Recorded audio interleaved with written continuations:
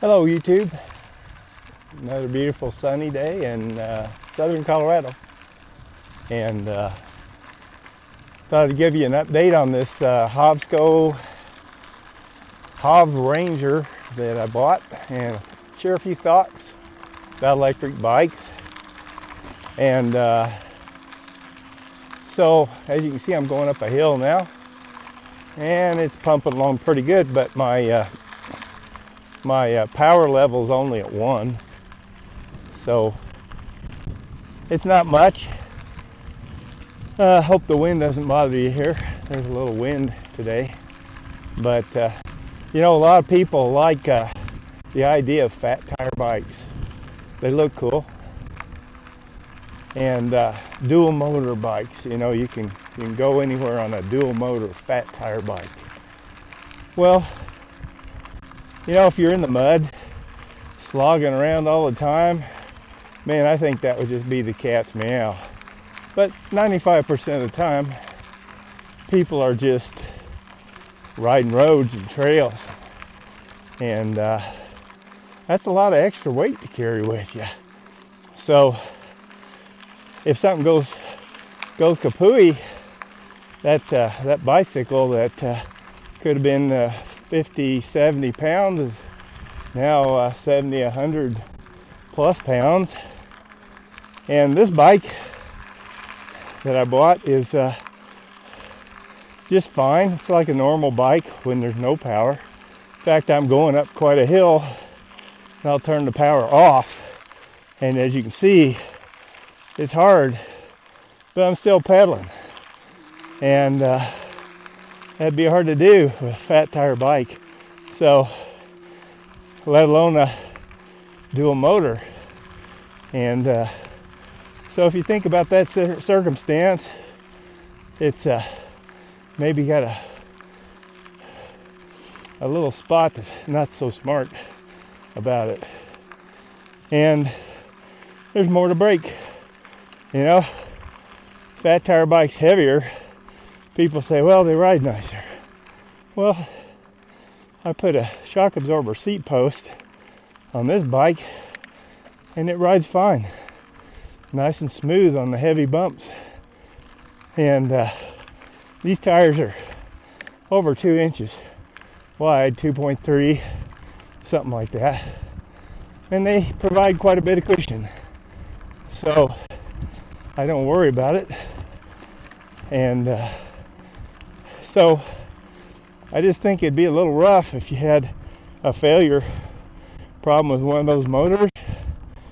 So I always try to advise people to get a bike that is definitely not a 36 volt version. The 48, 72 versions are much better, 52 for longevity, but I don't think that it's a cool way to go myself. You know, the cadence sensors also. Cadence sensors, I've explained in a previous video. A cadence sensor, every time the pedal rotates, it receives an impulse on if you are pushing or not on that pedal, and then it responds accordingly.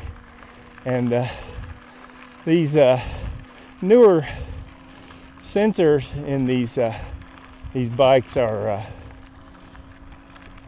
a lot better. It senses how much pressure you're putting on the pedal and responds accordingly. So that's generally a big plus. It does cost a little bit more, but yeah, out here in this hard, rough country out here, it's really not any benefit to get a fat tire bike or a dual motor bike.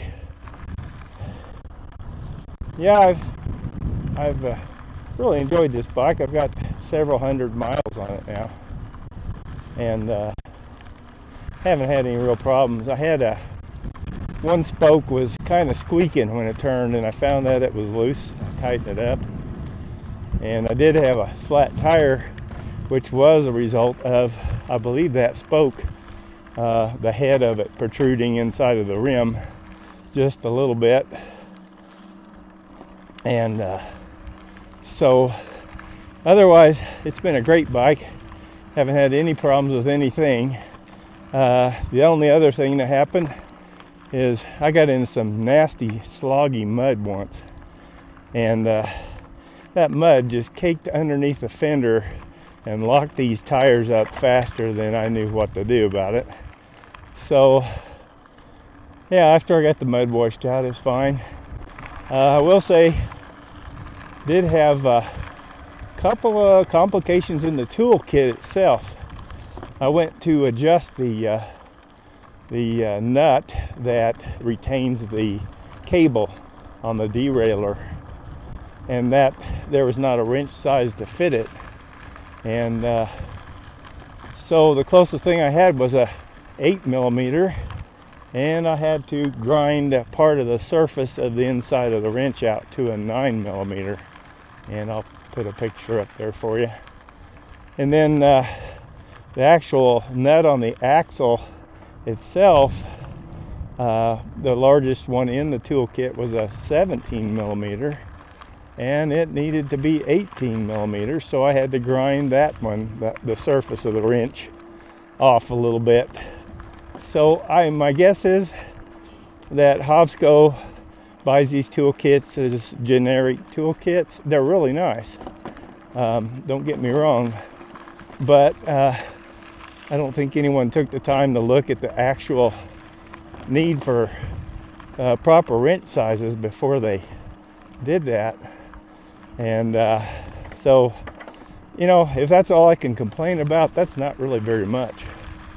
So yeah, as you can see, I'm trogging up another hill, and I'm still in power level 1, and it is not a challenge. It's very easy on my legs.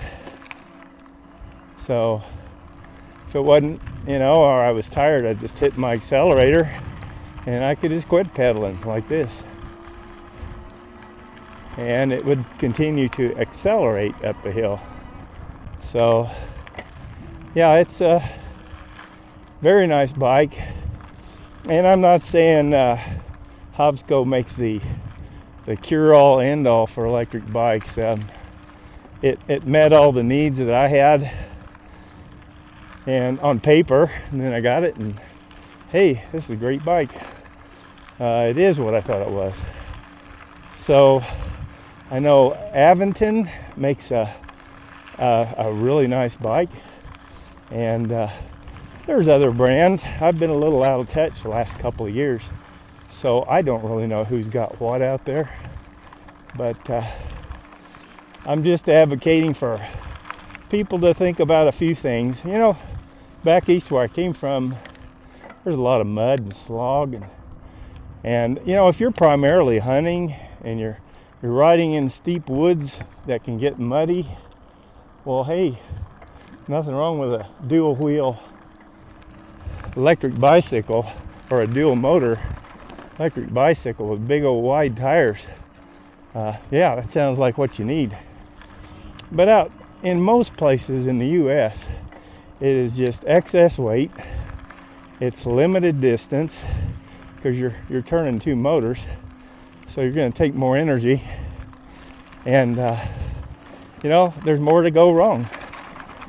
So anyhow, thought I'd share that with you guys on this beautiful day here in Colorado.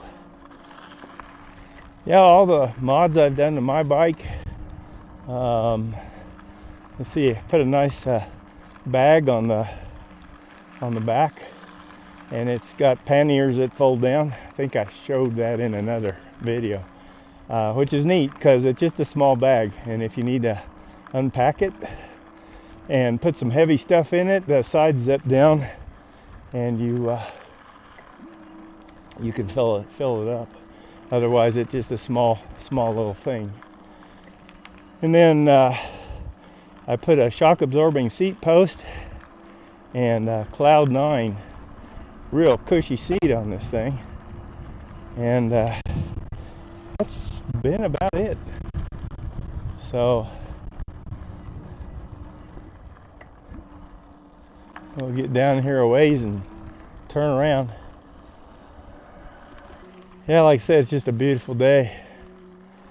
Little heat coming on. We've had so much rain this spring, and it looked like the Wizard of Oz there for a while with all the flowers, different colors. But that's pretty well gone. We're into the start of summer here, and it's not a bad deal.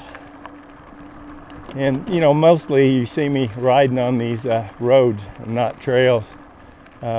We do have trails that are several miles away, and you know, it really doesn't ride any different. This is hard packed gravel.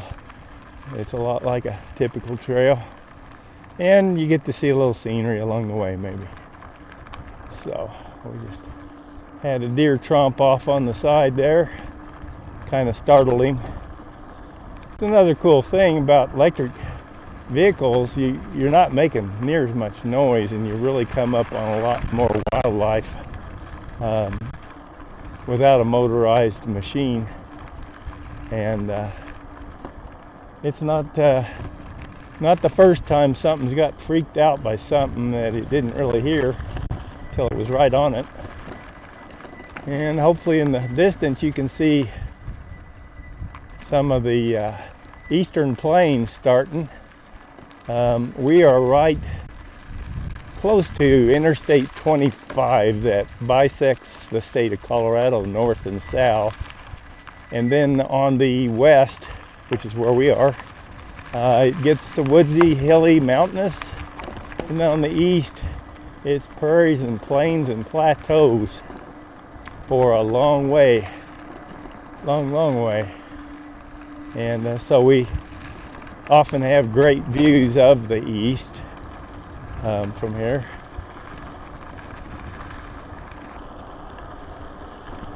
Well, I thank God that I live out here. I watch a lot of YouTube, and I watch too much YouTube, so that's a for sure. But I try to watch a minimum amount of politics to understand what's going on. But I see all these people, you know, out in LA and New York, Chicago, Seattle, and they're just they're angry people, and they're clueless. You know, the first thing that comes to my mind, I don't know about you guys, but don't they have jobs? No, why don't they have to go to work like most of us? And then, you know, you learn part of the reality is some of them have jobs, and that is their job. You know, I just think some of them maybe need to be beat half silly and do some community service for a while, get a change of attitude. So anyhow, that's my PR statement for the day. And we don't have a lot of that here. And if you don't work hard or try to make a living out here, you'll either get called out, kicked out, or shunned. Generally, it's easy to identify people that don't do much out here because they're not the norm.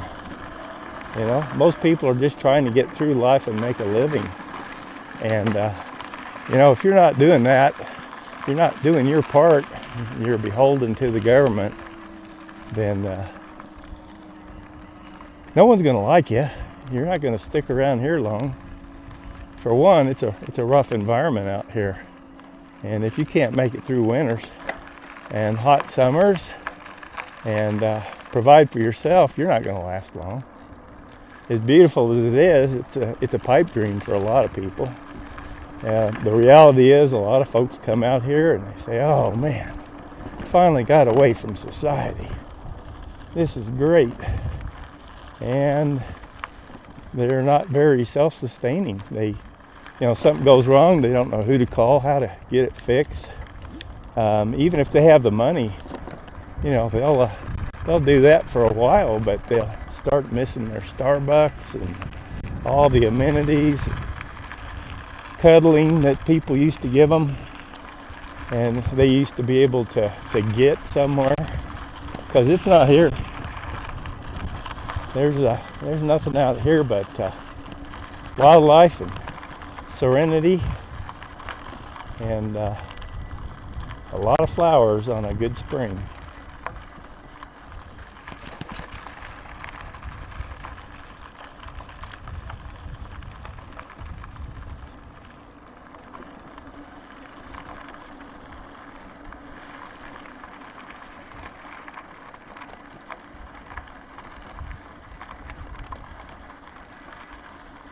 So I don't have a whole lot to talk about today, except for the fact that I'm pretty happy with this HOVSCO